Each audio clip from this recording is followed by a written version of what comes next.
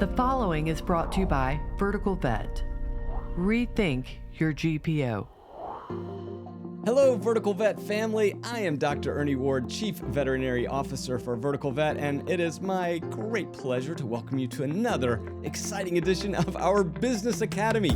This is the content where we talk about the things that impact us in the daily, right? The grind of daily practice. So if you're a practice manager, a veterinary technician, if you're a veterinarian, an owner, these are the topics that help you do a better job. And this is economics, this is client communication, this is leadership. We handle it all. And today we are talking about a topic that we need to talk more about, and that is, how do we make our visits a little more comfortable for our pet patients? How do we actually ease anxiety, not only in the dog or the cat that's in front of us in the lobby, but also in the pet parent that accompanies them? And so today we have got a certified dog behavior consultant, Sara Ondrako, all the way from Charlotte, North Carolina. Again, she's a certified dog behavior consultant, service dog trainer, and an animal welfare nonprofit executive. Again, domestic dogs are her primary focus, though she loves ethology, so she has a plethora of other species-related experience, from raptors to squirrels and even insects. And today,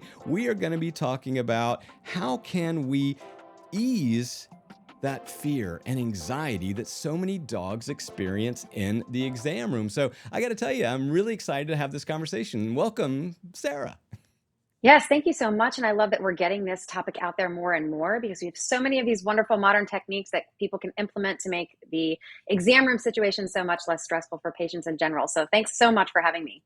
Yeah, and again, these are practical, actionable tips that we're going to be giving you guys today. And again, Sara is going to give her perspective on like what we can do as veterinary professionals to help ease that. And so I want to go ahead and get jumping here, because I think that for us as veterinary professionals, Sara, it's really important that we prepare, right? I mean, whether we're looking at that medical record history, whether we're having that quick consult with the tech before we go into the room, I mean, we always want to know, like, what are we getting into? And so I think that preparation and triage is kind of the cornerstone of easing fear and anxiety in a vet visit. So kind of lead off by talking about how can we as veterinary professionals prepare, triage, get ready for that dog or, cat that might be a little bit anxious. Yeah, absolutely. And preparation is always going to be your best measure. If you think about prevention in general in terms of diseases, it is way easier to prevent parvovirus than it is to treat parvovirus. It's way easier to prevent heartworm disease than it is to treat heartworm disease. And behavior is no different. And it's unfortunately just hasn't been a common part of the prevention discussion. So in talking to your clients about prevention and implementing some of these practices ahead of time, overall, you see this wonderful shift of a de-stress in your, not only your client population, but your patient population as well. So a couple of the different things that you can look at ahead of time is, is your clinic doing strategic or structured fun visits for your clients and their patients? And what does that look like? What does that actually mean? Are we giving the dog agency and choice because they have their own set of personal boundaries? I know that was a big thing for me to learn and figure out in order to make that click over from being afraid of trying some of these new handling techniques to feeling really, really good about them in that practice. So some of these different preparation or preventive measures can help ahead of time. Some of the things that we can do with the client ahead of time before they even enter the exam room to make that whole experience better for them and therefore their pet as well. But the biggest thing is your staff really prepared for each individual patient that comes in the room if they're experiencing any type of fear, even conflictual aggression sometimes, but mainly fear, aggression, or anxiety, and how to make the most of that visit during that exam by what you do ahead of time. So scheduling those strategic fun visits, if you don't know what those are, behavior professionals can help with that. Vet behaviors can help with that. Cooperative care exercises, if the patients are much more willing to allow you to handle them for venipuncture, vaccines, examinations, and not be afraid of some of that equipment.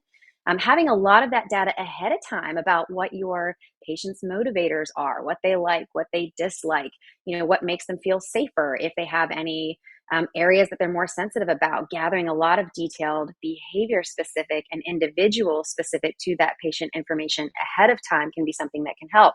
You can also look at different things in terms of preparation, like, is this patient, has it prior had some positive muzzle conditioning at home? And is that a tool that I can use? Do the clients have specific things that they do at home that are calming techniques? So all of these things are different ideas that help you prior to the patient coming into the exam room, but overall make an even bigger impact in the long run than what you specifically do in that exam room. So in terms of decreasing the overall stress on the spot, yes, we'll go over some very specific things that you can do in the room, but your preparation, your prevention is always going to be key. Yeah, a couple of things that we used to always do in our clinics, Sarah. Number one, we always sent out these pre-appointment, little questionnaires, and so we're asking about medical history, but we also would seed in a couple of questions asking subtly about anything special we need to know about Buster today. And absolutely, my favorite thing, and again, viewfinder, I would just Vertical Vet family, I want to make sure that you do this. Ask what their favorite treat is, because oftentimes when they would walk in the room, and our techs or our doctors could say, "Hey, I know that you really like this particular thing. We don't have that, but I got a pretty close approximation." It just bonded you a little bit closer, right? And it showed that you care and are taking note. I also think that, what I'd like to get your opinion on as well is, okay, the triage aspect, because let's face it, a lot of times we don't have any of the history that you've just described. We can't prepare. We don't know what's about to happen. We literally have never seen this person. They didn't fill out the questionnaire or whatever. We walk in the room and now we're dealing with fear and anxiety. How do we triage that? Because I think maybe the way my perspective might be slightly different, but I'd love to get your opinion on what vets should do when they walk in that room and it's unexpected. So again, with the preparation, do I need extra time? So some of those questions that you're asking ahead of time, instead of doing a normal 30-minute appointment, do I need 45 minutes? It's always better to err on the side of caution. So say we have zero information from the client whatsoever, compliance is always a problem. So you walk into the exam room and you notice that Josie is in the corner and trembling. And you're like, okay, I've got an anxious dog on my hands or a fearful dog on my hands. We know anxiety and fear kind of intertwine with each other, being the perception of fear versus I'm truly afraid of the thing in front of me. How do I assess this situation? What can I do? The first thing that I'm going to check is my volume, my tone, and how I'm entering that exam room. I'm going to come in not so slow that it's awkward. My movements are awkward. I want to normalize my movements for that patient as I'm entering the room and interacting with that client, so that if I am coming in too slow, they get used to me being too slow. And then when I move normally, all of a sudden it sets them over the edge again, because now they're afraid they have to learn new movements. So the first thing I'm looking at is, as I'm entering that exam room, what is my body language and behavior saying? And what am I conditioning that animal to, that might be cowering in the corner or baring teeth at me or hiding behind the owner, that sort of thing. Now, often I like to prep the owner ahead of time to bring their kind of emotional state and anxiety level down too, by either chatting with them on the phone or before I even go in the room with them. But if I don't have that opportunity, I'm going to start that right off the bat in the room so that I can bring the client's anxiety down right away. A lot of people are afraid of what's going to happen to their pet because, unfortunately, in our field, we are so busy. We're pushed for time. We're always trying to keep our doctors on time. And we don't stop and take the time to realize what type of emotional state that client is in. So just taking a moment while the dog gets used to your movements, and that becomes normalized for that dog, and that dog can learn to smell you, hear you, and observe you and watch your behavior and learn that. That's the opportunity for you to bring that client's anxiety level down. So asking them questions that are open-ended so they understand that you're listening and that you really care. Often what I'll do is say, I see that Josie's a little bit nervous. That scent that you smell, that's a little bit of lavender and chamomile. And we do that because we want to help dogs like Josie. That empathetic side needs to come out of you, and they need to see that you really, really care. Now, oftentimes this is difficult because on the other side of that exam room, before you even come in, you might be ticked off that you just got scratched by a cat, or a surgery got delayed because an owner fed their patient, their family member, that morning before they came in. So all sorts of drama might be going on in the back. And sometimes it's hard to let go of that, but it shows when you walk in the room, and that contributes to whether your client is going to feel that you are truly empathetic to their needs, you do really care, in combination with how you communicate with that client. So that's just something to remember too. When you walk in that room, what is my body language and behavior saying for the dog in front of me? Are they going to be able to observe me by their primary senses of smell and sound and then visualization? And can I use that time to talk with the client and bring their potential fears down? Do you have any concerns? Is there anything that you want to let me know about, Josie? Do you have any suggestions that you use at home in terms of what makes Josie feel more comfortable. This is going to bring that heart rate down in the client, the respiration rate down in the client, or if they're holding their breath, they start to breathe again. And once the client is less anxious, the dog can feed off of that as well. Now, it's just one of those checks in the check boxes. It's not going to completely, take the fear out of the equation, but wow, does it help when the owner is so much more relaxed? That's where I start. Yeah, great tips. And the next thing we want to move into is actually the handling part. And I'm so happy to see you and others using, terms from my late dear friend, Dr. Sophia Yen, low stress handling. So now we've got, again, this patient that's fearful, that's anxious. The owner's amped up and nervous as well. And let's talk about some of the actual how do we actually do the handling, and I don't even like to use the term restraint anymore, but, how do we actually do the things we have to do? And so what tips and advice do you have for veterinary professionals out there when it comes to low stress handling? Oh, I could talk about this for 4 hours straight, but I won't. Don't worry. So I move according to the dog. And the first thing that I want to say is there is not urgency. I understand, unless it's an emergency situation, this dog comes in stat, you've got to deal with it accordingly. But we handle emergency patients and wildlife different than dogs that we're going to have a long-term relationship with that we want to decrease the stress overall in the exam room. So don't worry about the urgency. Yes, it's a 30-minute appointment. They're here for their annual. You haven't seen them. They're overdue, whatever the case may be. It's not so urgent that you have to stress the patient out by doing things to the patient that's going to increase the fear, increase the anxiety, and the next time they come back, it's going to be worse. So the first thing I do is move accordingly to the dog and the dog's body language. Now, it's important to know that body language is not human language, and that's its own separate kind of field of learning. And we get little bits and pieces of that as veterinary technicians, veterinarians, and staff, but behavior is not the forward focus. You have so many things to focus on. So what are some simple basic things that you can look at? Okay, I'm looking at the full context of the dog.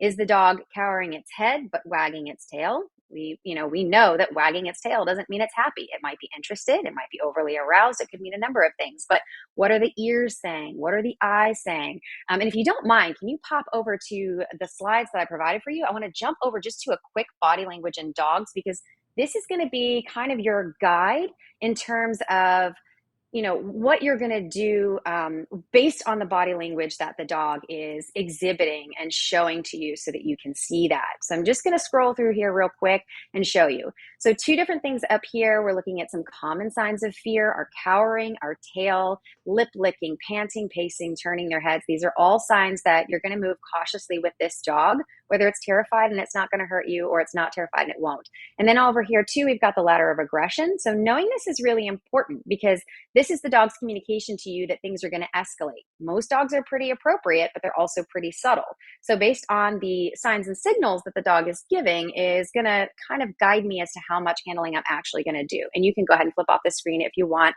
I'm going to do things like, I'm not going to self-soothe by petting. We tend to over-pet animals and over-touch animals because it makes us feel like we're actually soothing the animal, when in actuality, we are increasing the animal's anxiety and fear. So I'm going to touch as little as possible. I don't have a relationship with this animal yet, and it's afraid of me, or it could be aggressive towards me. So think about, somebody that you don't know walking up to you, some random stranger, and just grabbing you and hugging you.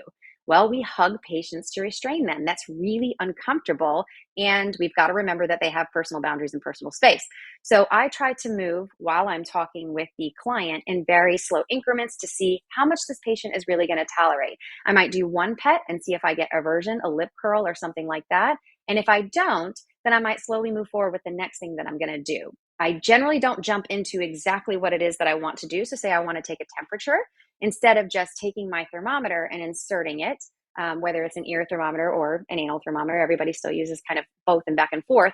I'm going to touch the tail first, or I'm going to put my hand up under the chin and touch the ear first before I even try to do the thing it is that I'm wanting to do, so that I can gauge how the dog is going to respond to that. If the dog is able to take treats, if I have a licky mat in the room, those are things that I'm going to put in front of the animal as I start to begin that exam, or as I start to begin touching or triaging.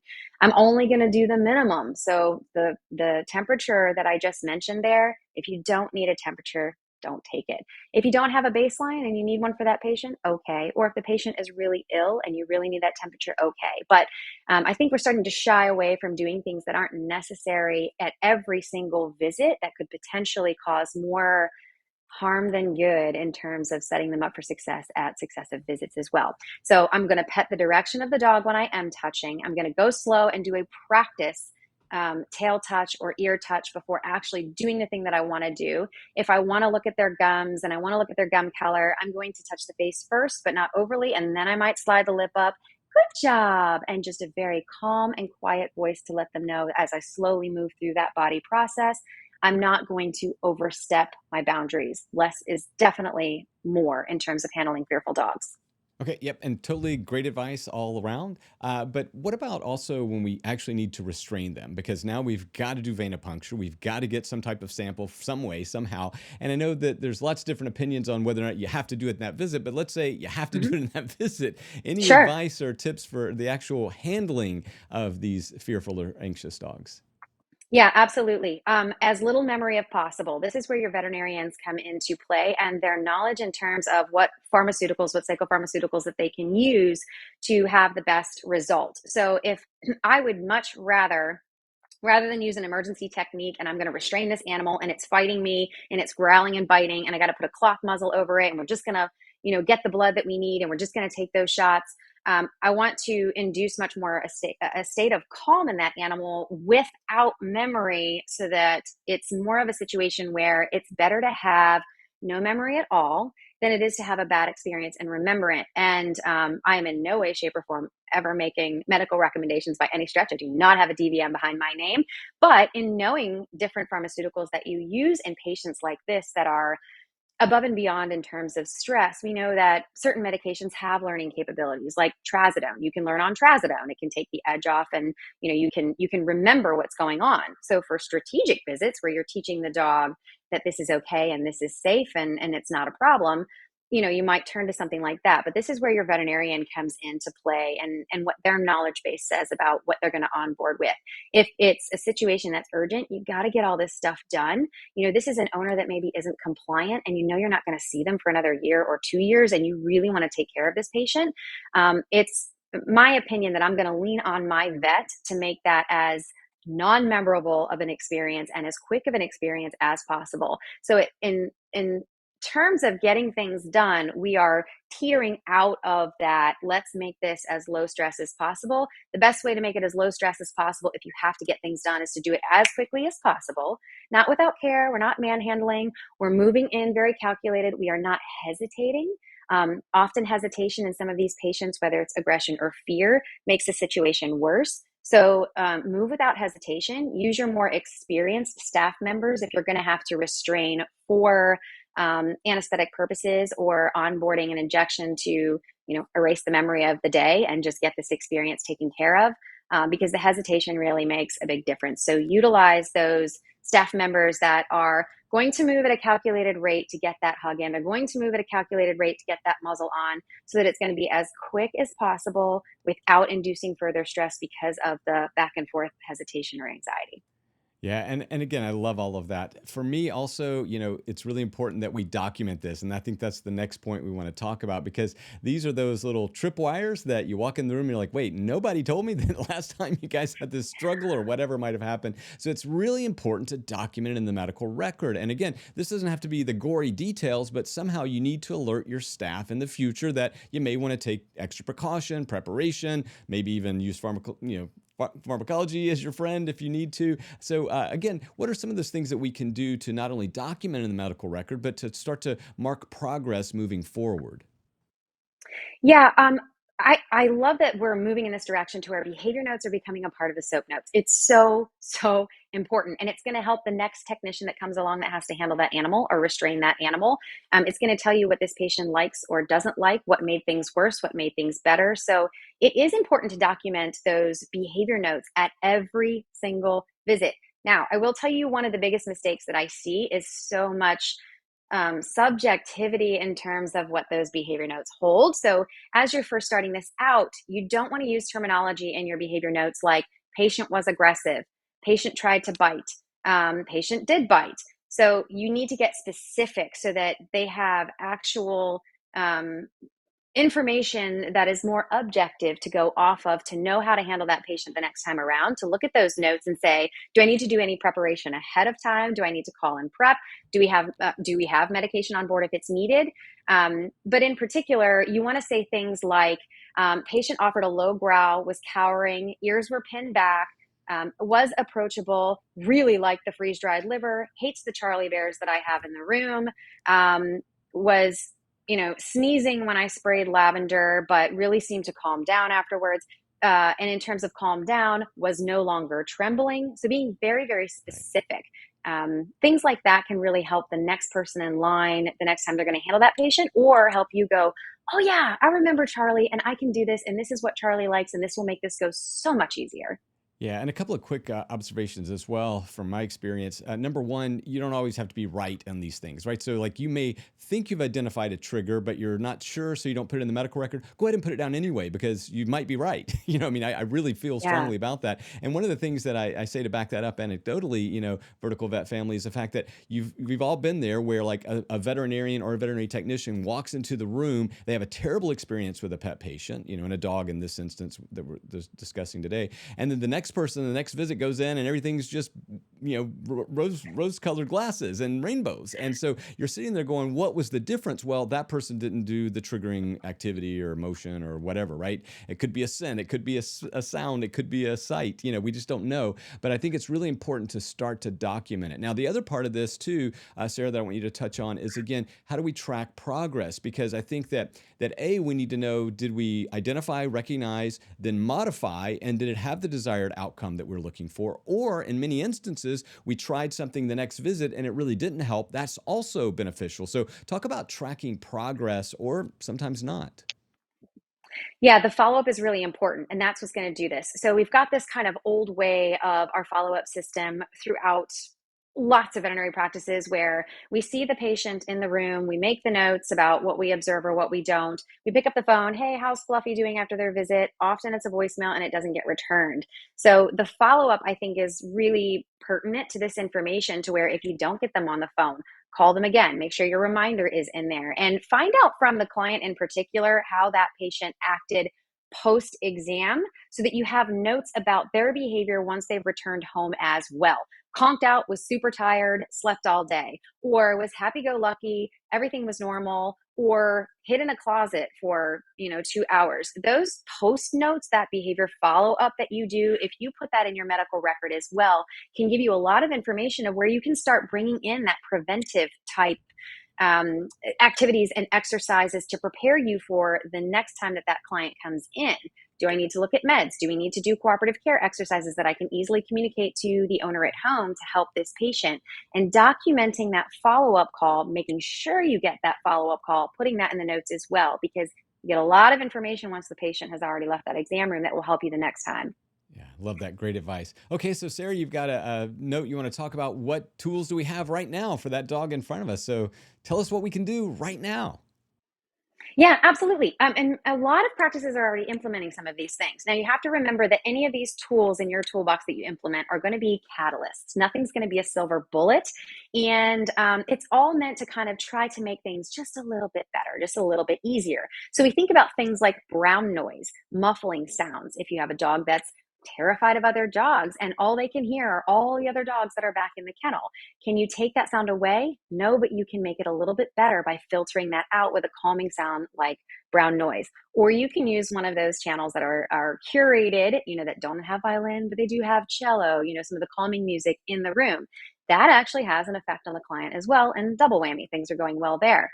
Using scents that are well researched. So when we're looking at cats, felines, and I haven't been super up to date on current research on this, but there's been a thread of research that shows that felines are a little bit more responsive to pheromones versus scents, whereas canines tend to be a little bit more responsive to different aromatherapy scents like lavender and or plus or minus chamomile. So looking at little simple tools like that you can use directly in the room. What is that surface like? Are they sliding all over the place because their nails are really long? Do you have yoga mats that you can put down? Can you avoid the exam table if they don't like the exam table? Do they do better on the exam table uncomfortable because they're tiny, and every time you cower over them, that makes them more nervous. So what's in the room that I can use? Do I have a squeaky toy that's going to distract a dog? Do I have a German Shepherd that feels much more comfortable when he has a Kong in his face? I've got extra Kongs in my room.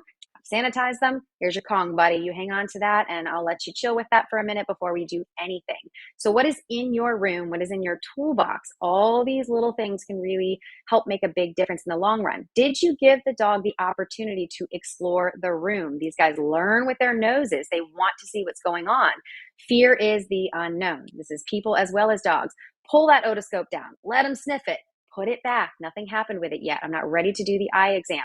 Open the cabinet doors. Who cares if the trash can's in there? Obviously, you're not going to let them get to it. But by giving them some choice and letting them use their nose to explore the room that they're in so that they're a part of that environment versus that environment being a part of them and things being done to them can boost confidence just enough to avoid a reaction, an outburst, or that dog really going over threshold or that cat really going over threshold by those tools right there in the room. All right, that's again, great advice, but what about things that we should avoid? What are the things that we do that might escalate an already difficult situation? What are the things that if you had to tell every veterinary professional watching, hey, whatever you do, don't do this, what would that list look like? The first and foremost thing I would say is I can equate it to don't try to take her home on the first date. Buy her dinner, court her, that kind of thing. That relates to animals as well. We often find ourselves, because we love animals so much, that we want to be their friends. We really want them to like us. And I see most of the mistakes made with technicians and with assistants when they just push it. They really want that dog to be okay with what they're going to do because we care about you and we want you to see that. That's not the perception of the animal. If the animal is afraid or giving you aggressive communication that it's willing to escalate that aggression based on your behavior, listen to that animal. You're not there to be its friend. Eventually, if you want to build a relationship with this person, you've met this dog, you've met this person. Eventually, I want to get married. Okay, well, let's start at square one with dating. Let's have a few interactions with this animal where I'm not overstepping my boundaries. I'm not in their space without them asking me to be in their space if I'm looking for a long-term relationship with this patient. So avoid things that as a human you're going to do to try to push them into a friendship with you because you think you're doing what's going to make another human comfortable. Watch that dog, watch their body language, and move accordingly. And like I've mentioned before, try not to move awkwardly slow. You don't want to startle them. You'll notice I talk with my hands a lot. This is one thing that startles fearful dogs. So when I'm in an exam room, even though it's natural for me to talk with my hands, I'm very conscious of where my hands are and what my language and behavior is saying. Personality plays a big role. If you have people that laugh really loudly when they laugh and they're just very jovial, the humans around feel that that's infectious and that's great and that's wonderful. But for a fearful dog, that's aversive. That scares them. So if you do have a tendency to laugh really loud, or you have a loud personality, or you talk with your hands like me, remember that your behavior, if you're looking to make this situation better on the spot, needs to be indicative of what the dog's feedback is in terms of how you're acting. So if you notice the dog is worsening, is trying to get away from you more, is averting things, is lip licking a little bit more than it was before, what is it that you're doing that you might be able to kind of adjust? The other thing I like to mention too is don't sit on the floor with the dog. You're asking to get bit in the face. Squatting is great because you always have an out and an up. Dogs have a really difficult time of giving themselves space when they actually need it. So getting down low is behaviorally a very come into me type motion with your body language. And as we know, dogs pay much more attention to our body language than our voice. So as you lower yourself to the ground, it can make them feel more comfortable. They can come into you based on that signaling and they can be okay. And then all of a sudden realize that they're not, because they're not good at moving themselves out of the space. Don't sit on your bottom on the floor unless it's a big pile of puppies and nobody's afraid, because that's fun, so that you can move yourself up out of the equation if that dog starts to get uncomfortable. And then you can also toss something away, whether it's a toy, it's a treat, or have the owner call the dog away so that you can create that space. Don't just stay in that dog's space. Find a way to give that dog space because they're not good at pulling themselves out of it. The last thing that I want to mention about that too is, because we've already kind of covered hesitation. Hesitation is a big one that makes things kind of worse. Don't accept an apology if you do get bit. And I know this sounds really, really strange, but if you get bit in the exam room, it's on you. And it happens. And we miss signals. We're a different species. We don't always read them right. I've been doing this for 26 years and I miss signals sometimes, or I push it too far. But if an owner is like, oh my God, I'm so sorry, I'm so sorry, I'm so sorry, please don't apologize. This is my profession. I pushed it too far. I pushed it too hard. And I want to let you know that I'm going to do the best that I can to not make Fluffy feel like he needs to use his teeth to communicate his discomfort with me. Obviously, it's a big difference if the dog, if they send the dog free at you and you've told them not to and you get bit or something like that. But that's also something that actually leads to discomfort from the client if you accept that apology and kind of places blame where blame doesn't belong. So I'm very quick to say, I don't really accept that. You know what? It's okay. Please don't apologize. Your dog is communicating with me. I missed a signal. I'm going to do what I can to try to make your dog feel more comfortable, try to make your cat feel more comfortable in that situation. Yeah, I love that. And I think many of us do that naturally because we know it's kind of on us at some point, and the rare exceptions. Well, Sara Ondrako, certified dog behavior consultant. I got to tell you, I love the advice. Really great, just actionable, practical stuff. So any last thing that we didn't get to that you got to say, oh, wait, I forgot that one more thing. Anything else you want to share with our audience today? Focus on behavior continuing education when you can, because we have come so far, just even in the last 10 years, about what we know about dogs, their agency as sentient beings, and how we can actually work with them in cooperation to get the things that we need to take care of them the best that we can without really degrading that relationship. They can have a good time at the vet hospital, even when you're poking and prodding. So the only way to really stay up and current with that and do these things in actual practice is to keep up with continuing education. So I highly encourage you to look at what the IAABC is offering in terms of education. Look at professional podcasts that are out there interviewing different people that are current and up to date on behavior. Look what your veterinary behaviorists are putting out there, because those are the top of the top. Those are our most educated, and they've got everything in terms of what you can do to implement in your practice to make it better in general. But the behavior piece is so important, because I can teach low stress handling skills all day long: how to touch, how to hold, how to move things, how to move your body. But unless you understand that behavior component from the dog's perspective, it can make connecting those two things really, really complicated. So do yourself a favor, bring in a behavior consultant, bring in a vet behaviorist, do your continuing education on modern techniques to have a really fear-free practice to where your patients enjoy coming to see you and have no problem with you taking their blood or manipulating them or laying them down on an exam room table or for radiographs. Great job, Sara Ondrako. You can reach her at her website below, saraondrako.com. Got to tell you, thank you so much for sharing your great advice today. Yeah, absolutely. Thanks so much for having me. And I really hope this helps, gives people a little bit of perspective of some tools that they can add to their toolbox to make exams a little less stressful. You bet. Well, listen, guys, that is it for another fun edition of Vertical Vet's Business Academy. Sara was brought to you, sponsored courtesy of our dear friends Virbac Veterinary HPM Diets. You know we love them. And definitely check them out. I mean, if you're looking for that sort of how do we deal with pet obesity, post-spay and neuter, definitely check them out. But I want to thank Virbac for sponsoring Sara's participation today and bringing you this wonderful information. Again, on behalf of the entire team at Vertical Vet, and we are committed to low stress handling and helping you thrive in today's practice and really just do a better job by our pet patients and clients. Definitely go and visit. If you're not a member of Vertical Vet, why not? You need to go and join us. Not only give you the best deals and everything you need to run your practice, but we give you resources like our platinum groups and our VIQ owner groups, where you can meet with other owners from all around the country and talk about the things that matter most. So again, if you aren't already a member, go do it. And if you aren't a member of a platinum group or a VIQ, definitely do it today. On behalf of all of us over at Vertical Vet, I am Chief Veterinary Officer Dr. Ernie Ward. You guys have a great day. Bye.